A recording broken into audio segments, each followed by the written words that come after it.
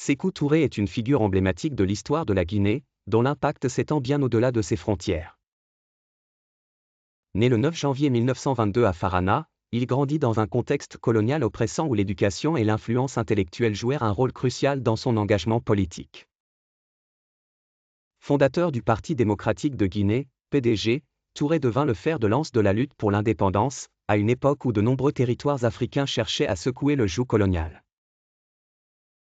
La Guinée, sous sa direction, devint l'une des premières nations à refuser la proposition de fédération avec la France, optant pour une indépendance immédiate en 1958, marquant un tournant dans l'histoire africaine.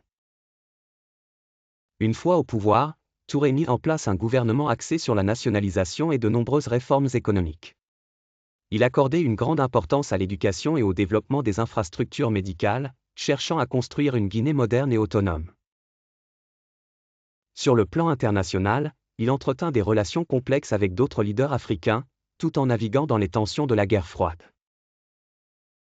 La politique intérieure du président Touré, en dépit de ses intentions progressistes, fut marquée par un autoritarisme rigide et une répression politique accrue, entraînant un mécontentement qui ne cessa de croître. Les dernières années de sa présidence furent assombries par des crises économiques et une opposition politique de plus en plus vocale.